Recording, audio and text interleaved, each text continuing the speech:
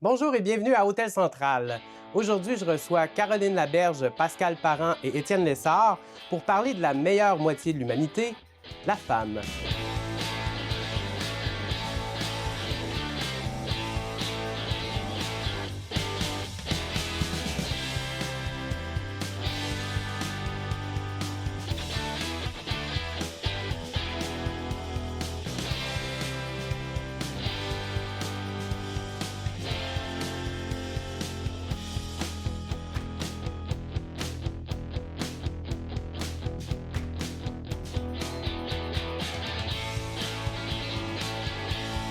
Je viens de dire en introduction qu'on était là pour célébrer la meilleure moitié de l'humanité, la femme. Et si j'avais dit, tout bonnement comme ça, on est là pour célébrer la meilleure moitié de l'humanité, les hommes, je n'aurais pas reçu un applaudissement complet de toute l'équipe de tournage et de tous les participants, n'est-ce pas? Il y aurait eu un méga malaise. Que se passe-t-il? Et pour en parler, j'ai avec moi Étienne. Étienne, qu'est-ce que tu fais ici? T'es pas une femme? Ben non, hein?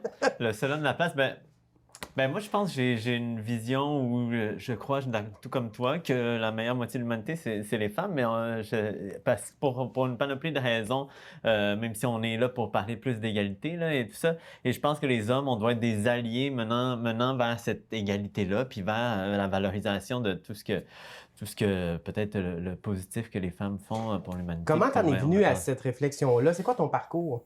Je pense que ça a été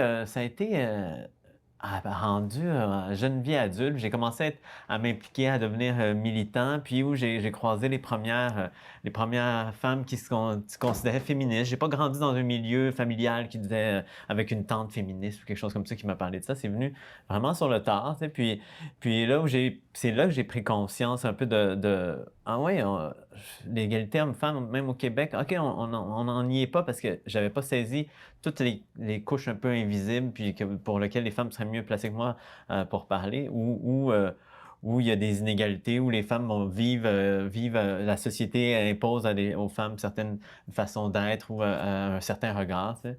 Fait que c'est venu un peu de là, puis j'ai dans certains tu sais dans certains emplois là, j'ai vécu en Amérique latine aussi, où l'Amérique latine c'est les égalités hommes-femmes, les écarts sont énormes, puis qu'il y a beaucoup de choses préoccupantes, des histoires d'horreur aussi dans l'actualité.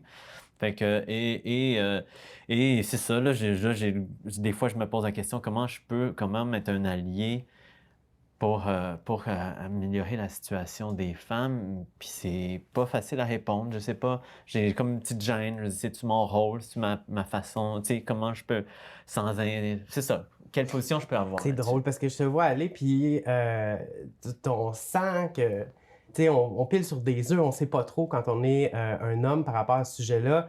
Tu t'es identifié comme étant féministe. Ouais. C'est touché. Je sais, est-ce que c'est quelque chose d'acceptable? Allez-y les filles, là. Donnez-moi du jus, là, je stresse, là. Ben, moi, je trouve ça vraiment dommage que d'aborder ce sujet-là des femmes, ce soit aussi délicat. En fait, où on se sent, je comprends vraiment votre inconfort, en fait, que vous vivez. Je peux pas, ben, en fait, je l'entends, je le vois dans les dernières années, mettons qu'il y a beaucoup de choses qui sont sorties. Je pense que le mouvement, moi aussi, autant aux États-Unis qu'au Québec. Au Québec, on l'a vécu dernièrement, on dirait un petit peu plus fort, là. Il y a eu une sorte de deuxième vague, pour faire un bon jeu de mots, à ce sujet. Mais c'est comme si on avait collectivement pris conscience du problème. Puis je pense que autant les hommes que les femmes, on a un peu révisé notre passé pour voir nos comportements ou peut-être des endroits où on aurait dû mettre des limites, on n'en a pas mis ou vice-versa. Fait que je pense qu'il y a une espèce de prise de conscience collective qui nous rend tous un peu inconfortables. Mais j'ai le sentiment qu'en ayant des alliés, en réfléchissant chacun de notre côté, à tout ça, en discutant sainement, tout ça va s'atténuer, puis on va bien vivre ensemble. Là, Mais toi, t'as un accès privilégié aux jeunes, puisque dans ton état de professeur, t'as cette proximité-là avec cette communauté-là. Qu'est-ce que t'en vois? Qu'est-ce que t'as à dire là-dessus? Est-ce qu'il y a des prises de conscience? Est-ce qu'il y a un changement? Comment tu le sens exactement dans ta réalité au quotidien? Ben, en fait, j'ai pas un si grand écart d'âge que ça avec mes étudiants. J'en ai mettons, j'ai comme une douzaine d'années d'écart avec eux. Et déjà, moi, je sens un énorme changement entre moi, quand j'étais au cégep, et eux, au niveau de l'ouverture d'esprit, que ce soit sur toutes sortes de questions. La question de l'égalité ou de la parité homme-femme, n'est pas abordé. Mais on le sait, c'est quelque chose qui est systémique. Tu sais, c'est pas... il n'y a pas une lutte nécessairement entre les garçons et les filles. C'est comme quelque chose qui est ancré. Puis je pense que les jeunes en prennent conscience. Mais on pourrait parler de diversité culturelle, diversité sexuelle. On est à des années-lumière d'il y a une dizaine d'années à ce propos-là. Est-ce que c'est quelque chose que tu perçois aussi? Je veux dire, comment t'en es venu à t'impliquer, toi, de ton côté, auprès de la cause féministe? C'est quelque chose que tu revendiques? Oui, mais tu sais, juste anecdote, moi, il y a 10 ans, je me disais féministe, puis c'était pas mal moins populaire que ce l'est T'étais pas à aujourd'hui. mode, là. Non, j'étais pas à mode. Puis j'avais l'étiquette, puis quand j'ai commencé à être avec mon copain à l'époque, là, il y a une dizaine d'années, je me rappelle qu'il y a même des gens qui étaient le voir et disaient « Hey, c'est comment être en couple avec une féministe? » Ah, bon. « Hey, Félix est en couple avec une C'est féministe. » une vraie phrase. Je Ouais. veux juste qu'on mette une pause. Ouais. C'est une vraie phrase, ça. Il y a quelqu'un qui a dit Ouais. c'est comment Ouais. être en couple avec une Une féministe. Ouais.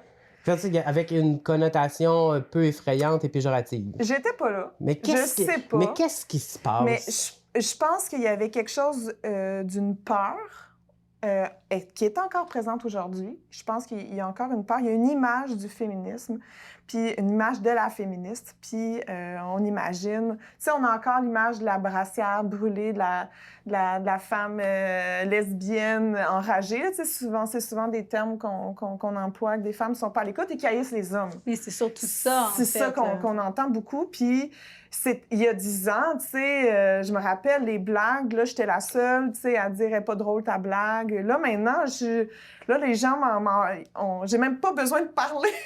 Puis les répliques, tu sais, quand on entend des blagues comme ça, il y a quelqu'un qui dit « non, elle est pas drôle » ou, tu sais, tout ça. Fait que c'est vraiment plus, je trouve, la même lourdeur. Moi, il y a une époque où j'ai trouvé ça lourd, être féministe. Mais pour moi, oui. Mais pour moi, c'était une nécessité, puis c'était un besoin. Je pense que mon envie d'être féministe est née drôlement de des discussions avec mon père. Puis à un moment donné, il me dit tu t'identifies-tu féministe? Et moi, je dis non, je suis égalitariste. Et là, il me dit ah ouais, il y a plusieurs personnes qui disaient que ta génération ne s'identifie pas féministe. Fait que là, il m'a comme, tu sais, semé une petite graine. Puis à l'université à Sherbrooke, je me suis impliquée dans le comité femmes. Puis de là est née mon envie, puis ma lunette, en fait. Je pense que c'est ma lunette de voir, OK... Parce que pour moi, c'est ça, le féminisme, c'est une lunette qu'on met, puis on peut décider de ne pas prendre cette lunette-là, puis de ne pas voir les discriminations comme au niveau du racisme, au niveau de tous les systèmes de discrimination, d'oppression. On peut ne pas les voir, mais on peut les voir si on décide de rendre visibles des choses qui sont invisibles. Puis pour moi, c'était ça. Je voudrais revenir sur une méga roche dans l'eau que tu as lancée. Là. Ouais, j'en lance souvent une coupe. Tu disais égalitariste. Ouais. Puis là, tout d'un coup, tu as commencé à avoir une réflexion, puis au final, maintenant, tu es super à l'aise, tu es définitivement féministe. Et puis pourtant, ce qu'on comprend, c'est qu'on essaye de chercher l'égalité, la parité, les chances égales pour tous. Donc, c'est intéressant. Là, c'est la première fois que je jongle avec ces deux concepts-là. Je ne savais même pas que ça existait, égalitariste. Peux-tu m'expliquer un peu pourquoi tu as fait le cheminement? Puis, je pense qu'on entend souvent aussi qu'on dit, il faudrait pas que ça soit le mot féministe, faudrait que ça soit... Mais je pense qu'on dit le mot féministe pour nommer qu'il y a une inégalité. Puis que si on dit juste « je suis égalitariste », on met plus en lumière l'inégalité. Puis je pense que c'est ça qui est la nuance. Mais c'est sûr qu'au final, ce qu'on souhaite, c'est l'égalité. Mais je pense qu'il faut nommer les discriminations pour pouvoir y arriver. Là. Et j'avais justement un petit quiz pour vous. Ça vous tente-tu? Ah ben oui, on boit du vin, on va faire un quiz. Ben oui, Ça fait ça. peur. En fait, ça va un peu pour détendre un peu l'atmosphère. Ça s'appelle le test de Bechdel. Alors, je vous demande de penser à un film que vous connaissez bien, que vous avez aimé, qui vous a marqué sans me le dire. Vous pensez tous à un film? Est-ce que dans ce film, il y a 2 personnages féminins que vous pouvez nommer, nom et prénom? C'est drôle, j'avoue que c'est difficile à dire. Mais là, Est-ce qu'elle porte un nom? Non? Non, j'en ai juste un personnage féminin en tête seulement. OK. Bon, on va commencer avec ton film. Mettons qu'ils ont un nom puis un prénom. OK. Est-ce qu'elles se parlent entre elles? Oui. Est-ce qu'elles se parlent d'autre chose que d'un homme? Le film tourne à travers une relation amoureuse. Eh bien, voilà. Déjà, sur 3 personnes, vous étiez 2 à ne pas pouvoir nommer 2 personnages féminins à l'intérieur de votre film. Vous ne pouviez pas les nommer. Et souvent, quand il y a un personnage féminin fort, parce qu'on va me dire, il y en a plein, Caroline, des films avec des personnages féminins très forts. Je pense à Mad Max, là, ces temps-ci. Oui, il y en a. Mais reste que souvent, quand le personnage principal est un homme, il va avoir une quête héroïque extraordinaire, tandis que quand c'est une femme, elle va plutôt avoir une quête romantique. Donc, c'est caractéristique de notre société, finalement, de notre vision des genres, qu'on transpose au cinéma, à la télé, dans les livres, dans tout ça. C'est un petit peu difficile de s'en défaire. J'ai l'impression que le portrait, puis je suis intéressé de voir qu'est-ce que tu en penses, le portrait que tu as décrit, tranquillement, même dans les blockbusters, tranquillement est en train d'évoluer, où on voit plus de femmes héroïnes dans une quête aussi héroïque. Mais l'amour est toujours pas loin, puis ils veulent les recettes, du succès, là. Oui. Mais j'ai l'impression qu'il y a quand même une évolution lente où on nous montre un peu plus de diversité, un peu plus de... On voit les femmes, les hommes dans des rôles qui se diversifient. Bon, reflet de la société en bonne partie, là, où cette diversité-là prend plus de place, puis on en parle un peu plus quand on parlait de diversité de genre, diversité de familiale, tout ça, diversité culturelle et compagnie. Mais j'ai l'impression que ça va dans une direction intéressante. Ça va dans une meilleure direction, c'est sûr. Le point de départ, en fait, si on veut avoir des films avec des personnages féminins forts, intéressants, il faudrait que les femmes écrivent des films avec des personnages forts et intéressants. Nous-mêmes, les femmes, on a tendance à écrire des scénarios où on retrouve des personnages masculins parce qu'on en a tellement consommé, on en a tellement regardé qu'on se retrouve vers ça.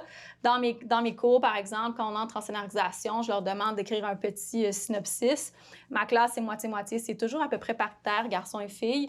Et je leur demande, après qu'ils aient écrit leur synopsis, qui est-ce qui a un personnage principal masculin. Le 2 tiers de la classe, des fois, plus lèvent la main. Leur personnage principal, c'est un garçon. Et l'autre tiers, ça va être des filles. C'est souvent des filles qui ont choisi un personnage féminin. Et ce personnage-là va avoir une quête uniquement amoureuse. Donc, c'est vraiment quelque chose qui est ancré en nous. Quand on en prend conscience, on y réfléchit davantage. Il faut qu'il y ait des femmes qui écrivent des films, en fait, qui réalisent des films. À Hollywood, dans les statistiques, là, autour de 2015, 2012, 2015, les films qui ont été réalisés à Hollywood, il y a à peu près 4% de réalisateurs qui étaient femmes. Et c'était surtout dans le milieu documentaire. Depuis 2017, donc depuis le mouvement MeToo, l'année passée, on était plus autour de 11%. Ce n'est pas la masse. On est loin de la moitié.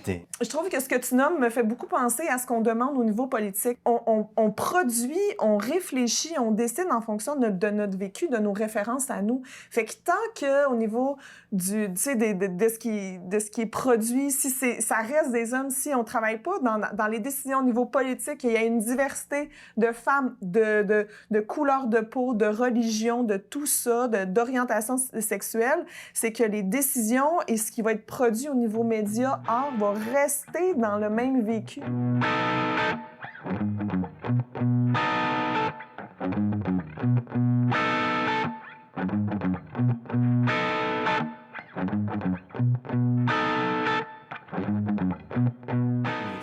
De quoi? On l'est, lâche pas. On leur demande d'être parfaite, accoucher, avoir des enfants, faire le ménage, travailler 40 heures semaine. Hey! Slack un peu, là. Moi, le maquillage, là, me compte chanceux de pas être une femme pour ça, des fois. C'est une pression, ça, là. En plus, c'est fait avec de la baleine. Tu sais, qui c'est qui veut s'étaler de la baleine sur les lèvres, là? L'ombre à paupières. Puis c'est pas tout le monde qui a le don de se maquiller, là. J'en vois qu'on dirait qu'ils ont mangé un coup de shotgun dans la face quand ils se maquillent. Ah, moi, des fois, m'a dit, je regarde les films aller, là, puis je suis tanné, là, de voir des femmes, là, en situation de victime, là. Mettez-moi-en une, là, qui paye sur le gaz, là. Tu sais quoi?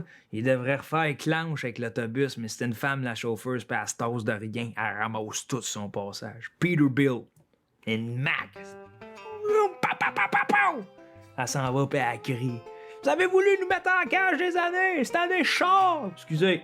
OK, ça roule au son.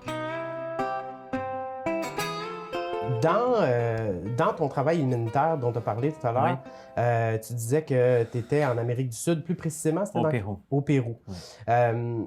Puis là, même à l'époque où tu n'étais pas nécessairement tant que ça sensible, où c'était pas nécessairement d'actualité, ça t'a frappé. Il y a un clash là-bas, c'est vraiment différent d'ici. Oui, vraiment. Il y a un gros écart. Tu sais, dans la vie quotidienne, il peut y avoir des écarts qu'on perçoit maintenant sur le rôle de chacun dans la vie quotidienne, prendre soin des enfants. C'est difficile là-bas pour souvent les concepts, l'école, les garderies finissent tôt, ferment vers 1h ou 2 de l'après-midi. Fait que là, il faut qu'un des deux parents reste à la maison. C'est sûr, c'est la femme. Mais après ça, il y a l'actualité bouscule vraiment beaucoup. Il y a eu des histoires énormément. Là, les années, ça empirait le nombre de féminicides. Dans les 3 ans que j'ai été là, à chaque année, c'était pire. Féminicide étant que les femmes soient tuées pour des raisons qu'elles sont femmes.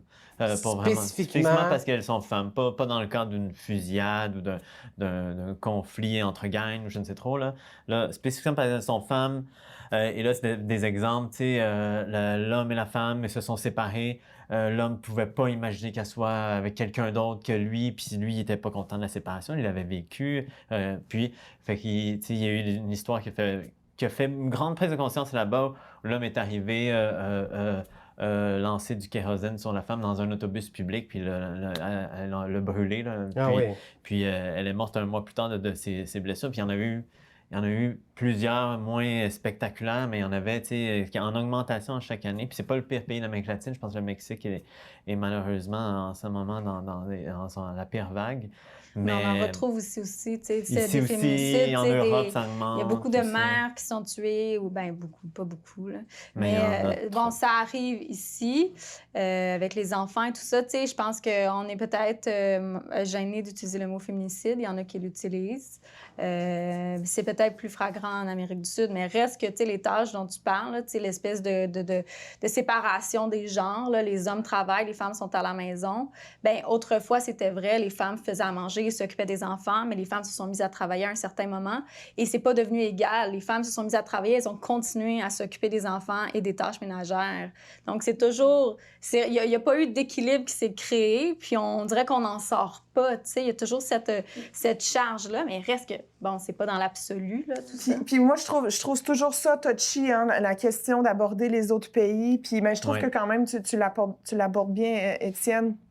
Mais tu sais, je pense que des fois, on peut se positionner en tant qu'Occidentaux comme nous, on a atteint l'égalité et ces pauvres pays n'ont pas atteint. Sauf que nous, on a encore des problèmes au niveau de l'égalité. Puis je pense que c'est important. Tantôt, on parlait, il y a des pays en Occidentaux, en Occident européen où le harcèlement de rue est hyper présent. Puis il y a d'autres situations au niveau, tu sais, comme tu disais, pour le vivre, pour être entouré de femmes mères, la charge mentale est encore sur le dos des mères au niveau du ménage et tout ça. Fait que, tu sais, il y a comme un regard de savoir reconnaître ce que ces pays vivent là, sans avoir un regard, nous, on est donc bien mieux, tu sais, parce que justement, Oui, prendre pour acquis qu'on a atteint peut-être l'égalité. Qu'on a atteint l'égalité, puis c'est comment travailler plutôt ensemble que de se positionner en nous, tu sais. Ça m'amène sur quelque chose par rapport à la charge mentale qui m'a été rapportée, là, que j'ai entendu. Il y a certaines femmes qui disent vivre un stigma, à savoir, elles apprécient un rôle qu'on peut appeler plus traditionnel. Elles aiment être à la maison avec les enfants. Elles se sentent moins à l'aise dans un milieu de travail. C'est vraiment pas toutes les femmes, mais c'est quand même une réalité. Puis ces femmes-là, généralement, sont assez mal à l'aise avec ces revendications-là, ce féminisme-là. Ils ont l'impression, eux, de performer dans ce que d'autres femmes qui, eux, aiment bien performer au travail, dans une relation différente avec le travail, vont prendre ça ou vont mettre le doigt là-dessus en disant « c'est une charge mentale ». Moi, je pense qu'on pourrait retrouver le même malaise que des femmes s'identifient peu au rôle de mère, mais s'identifient beaucoup au travail. Oui. Je pense que les femmes ressentent beaucoup de pression sur tous les rôles qu'elles doivent remplir. Fait que, tu sais, c'est comme si la femme devrait être heureuse dans son rôle de mère, elle devrait être heureuse dans son rôle de travailleuse, puis elle devrait être heureuse dans son couple et tout ça. Puis que dès qu'on sent qu'on n'est pas tout à fait bien dans ce rôle-là, ben on se sent stigmatisé parce que le regard envers les femmes est plus sévère envers les femmes qu'envers les hommes. Ça fait partie d'une des choses qui, je pense, qui est importante dans notre mise en question. Puis je pense que dès que le malaise que des femmes peuvent ressentir de vouloir juste être mère et de pas travailler, bien, je pense qu'il est comparable au même malaise que des femmes qui ne veulent pas être mère et qu'elles veulent travailler. C'est juste qu'on ne donne pas cette opportunité-là aux femmes, de choisir vraiment ce qu'elles veulent. Il y a comme tout le temps un petit jugement qui peut venir. Puis, en même temps, ce que je voudrais nommer, c'est que être féministe ne veut pas dire avoir la même ligne de pensée. Tu sais, il y a le féminisme, puis il y a des féministes, puis il y a plein de choses avec lesquelles je suis pas d'accord dans le mouvement féministe avec d'autres féministes, puis ça veut pas dire qu'on réfléchit de la même façon. Mais ce que j'aurais tendance, moi, à dire personnellement, c'est que chaque femme a à choisir pour elle-même qu'est-ce qui lui parle en dedans d'elle. Le seul enjeu, je pense que des fois, il est nommé dans le féminisme par rapport au fait de décider de rester à la maison, c'est au niveau de l'enjeu économique, de devenir la dépendance à l'économie, économiquement de son conjoint, et dans une relation de violence, dans une relation où t'es plus nécessairement bien dans ta relation. Est-ce que tu vas aller après ça pendant des années, t'as pas travaillé, de retourner au emploi? Je pense que c'est ça qui est nommé. Je pense que c'est vrai. Moi, c'est ce que je porte. C'est après ça, si ça a été discuté entre conjoints, ça a été réfléchi, puis que tu sais, il y a différentes façons. Faut être créatif là-dedans, je pense. Mais je pense que c'est ça, puis c'est plus un terme d'inquiétude que de dire tu devrais ou tu ne devrais pas faire ça. Il y a beaucoup de questionnements par rapport aux jouets genrés, à ce qu'on va imposer comme culture, comme vision du monde dès la naissance avec des parties pour nommer le sexe de l'enfant. Dans mon expérience personnelle, sachez que Hama de ma vie, je vais dire à mon gars de pas toucher à une poupée. Hama, OK? Je pense que c'est clair, là. Mais, sans joke, de son propre gré, il va effectivement avoir des comportements qu'on attribuerait à ce stéréotype méchant de garçon. Qu'est-ce qu'on fait avec ça? Tu sais, je veux dire... Moi aussi, j'avais la vision, puis je l'ai encore, là, disons, les stéréotypes, ça va venir avec la culture ambiante, puis il y a moyen d'amener une ouverture, puis d'amener une diversité de possibilités à l'enfant pour pas qu'après ça, qu'il fasse ses choix, puis que ce soit pas dans les stéréotypes genrés. Puis j'y crois encore fermement, mais mon expérience a montré que, mon Dieu, il y a quand même une partie d'inné. Là aussi, dans le sens que je croyais qu'il y avait 90% culture, puis une partie qui était innée, puis une mini-partie qui était innée, mais j'ai vu l'expérience où ça a été vraiment... même mon gars, où il était entouré de jouets de filles, mais quand il allait vers des trucs, il jouait à des choses de filles, mais classiques, là, que stéréotypes, là, je suis dans les clichés, mais a été après ça vers des choses plus naturellement, des clichés de gars, les filles, les clichés de filles, les poupées, tout ça. Puis je me disais, OK, il y a quand même une partie peut-être innée les filles vont prendre soin d'un petit bébé, vont être intéressées à ça, jeune, que les gars moins. Il l'a peut-être aussi. Fait que, tu sais, je pense qu'il faut montrer la diversité, puis après ça va appeler certains enfants à aller dans une direction ou une autre, mais il faut montrer, tu sais, je pense qu'il faut être ouvert, puis il n'y a pas avoir de frein vers les goûts qu'ils auront, tu sais. Moi, mon garçon, on a vraiment essayé de travailler. Puis, tu sais, à savoir qu'est-ce qui est né, tu sais, on n'est pas expert, c'est dur de vraiment le dire. Je pense qu'on a quand même un regard aiguisé, vraiment socialisé. Puis je pense qu'on va peut-être plus remarquer quand mon garçon était marabout, je fasse comme « Hey, regarde le gros tracteur! » Puis, tu sais, fait que je pense que même nous, sans le vouloir, on porte des choses. Mais ce que je veux dire, c'est que moi, mon petit garçon de 3 ans, bientôt 3 ans, qui mettait des robes à la maison, qui mettait du vernis à ongles, c'était une chose. Mais le matin où il a voulu mettre sa robe à la garderie, là, j'ai fait en dedans de moi « Ah ouais, je suis sûre, et pas... » J'étais comme... On arrive dans... Puis là, à un moment donné, j'ai fait « Hey, là, Pascal Parent, là, le courage de tes valeurs. » Et là, j'ai mis... Puis là, maintenant, il met des robes, puis il met des jaquettes. Il y a peut-être des gens qui ont l'impression que tu implantes dans le cerveau de ton garçon exactement ce qu'on essaye de désimplanter dans le cerveau des filles. Comment tu vois ça? C'est un peu... Ben moi, là, je trouve justement, en 2020, que le féminisme a à se questionner sur certaines choses. Au niveau, on parle beaucoup d'intersectionnalité. Là, c'est un mot un peu complexe là, pour parler qu'il y a différents systèmes d'oppression, justement, puis la diversité sexuelle, l'identité sexuelle, je pense que ça fait partie maintenant des questionnements que le féminisme doit avoir. Et moi, de me dire, est-ce que je vais pas fucker mon garçon en lui mettant une robe, est-ce que vraiment, je peux vraiment fucker mon gars? Moi, ce qui est important pour moi, c'est que mon garçon soit ce qu'il veut être. Et si il veut mettre des robes, mettre du cutex, pour moi, c'est ça qui est important. Puis je pense pas que de vouloir et dire « faut que tu sois un homme » ou « faut que tu sois une femme » ou de dire « ah, tout ce qui attribue aux femmes, c'est négatif », c'est pas ça. Ouais. C'est vraiment juste de donner le choix. Je pense qu'on est rendu là en 2020 de se dire « est-ce que je peux laisser mon enfant ou la femme être ce qu'elle veut être sans imposer, et travailler sur les obstacles. » Parce que là, on parle beaucoup de la vie quotidienne ou ça, mais il y a quand même des trucs structurels, puis il y a quand même des obstacles qui empêchent les personnes et les femmes et les hommes d'être entièrement eux, là. Moi, il y a comme quelque chose maintenant, en 2020, qui est comme, pour moi, ma mission, c'est de parler de menstruation. C'est de parler de cycle menstruel. Parlons menstruation! Hey, la moitié de la population vit ça. On a des hormones, mais le milieu du travail demande à être comme tout le temps comme ça. Mais c'est ça aussi, tu sais, quand on parle de changer les structures, ça fait partie de ça, tu sais, d'embarquer dans des emplois ou dans des structures hyper masculines. Mais que dans notre vécu, c'est pas la même chose. Moi, la journée que je suis menstruée, là, puis on est pas mal de femmes de même, il se passe pas grand-chose dans ma journée que je suis menstruée, là, je suis pas efficace pantoute. Mais durant mon ovulation, oui. Mais est-ce qu'on pourrait, comme, travailler? Mais non, faut être là 5 jours par semaine, puis tu sais. Fait que ça aussi, ça fait partie de développer un univers plus ouvert. Ouais. Et c'est des sujets qu'on connaît pas. Je pense que ça vient de vraiment cerner ce qu'on disait plus tôt. Dans le fond, c'est que c'est super important d'avoir une méga ouverture envers l'autre, qui est avant tout un humain, puis qu'on essaye finalement d'échanger et de se comprendre. Merci beaucoup, beaucoup du partage. C'est super intéressant. On en reparlera évidemment pendant plusieurs siècles. Merci.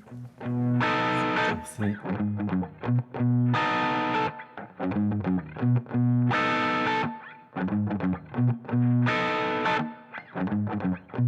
Trouves-tu que je suis bien peignée?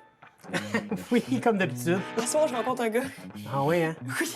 Mais on s'est rencontrés sur les réseaux sociaux, puis je pense que ça a marché. Puis qu'est-ce qui te fait dire ça? Je me sens bien avec lui, puis il a l'air d'un gars bien correct, là. Ah oui? Tu sais, pas le genre de gars, là, des fois, qui prend la femme pour une moins que rien, là. Ouais. Quelqu'un qui vraiment cherche une partenaire de vie. Là. Exact. Mais tu savais, être une femme, c'est facile ici, c'est pas facile dans tous les pays. Non, clairement pas, ouais. Et j'ai fait une recherche l'autre fois, là, les pires lois à travers le monde qu'il y a. Tu veux-tu que je t'en nomme quelques-unes? Vas-y. Les pires lois pour les femmes. La première, je sais pas si tu le savais, mais en Inde, il est permis de faire le viol conjugal. Arc? Oui, fait que même si, admettons, ta partenaire décide de porter plainte contre toi, ben ça sera pas considéré parce que vous êtes en couple. C'était juste un viol conjugal. Finalement. Exact, fait que ça marche. Quelle horreur. Tu le savais aussi, au Yémen, les femmes sont considérées seulement comme des demi-personnes. Au Guatemala, tu le sais que tu peux marier quelqu'un à l'âge de 14 ans. Mais le plus bizarre aussi, c'est que pour les gars, c'est 16 ans. Comme s'il y avait une différence entre se sentir majeur et être capable de prendre des décisions entre une femme et un homme. Des fois aussi, il y a des choses un petit peu plus humoristiques. Là. Dans un pays, je sais pas si t'en as entendu parler, les femmes ont juste pas le droit d'écouter des matchs de football. Ça peut rester un peu rigolo en tant que tel, dans le sens que... Non. Non? Non. Ben, moi, j'aime pas vraiment ça, le foot, fait que... Ah oui, mais toi, si ça fait ton ça. affaire, c'est correct. Mais je veux dire, quelqu'un qui aura envie d'écouter un match de foot ou un match de soccer devrait avoir le droit de le faire. Là. Est-ce qu'en entendant des choses comme ça, toi, t'as comme... Ça fait naître en toi un désir je sais pas moi, de revendication? Je t'avoue que moi, j'ai eu une mère assez féministe, dans un certain sens. Fait que j'ai quand même hérité rapidement de cette pensée-là qu'une femme a autant de place dans le monde d'aujourd'hui qu'un homme. Penses-tu que ta mère va l'avoir à l'œil, ton nouveau gars que tu fréquentes? Oh que oui. Puis ma mère, elle lâchera pas des yeux. Puis s'il fait pas l'affaire, elle va venir me le dire. Hey, respecte-toi.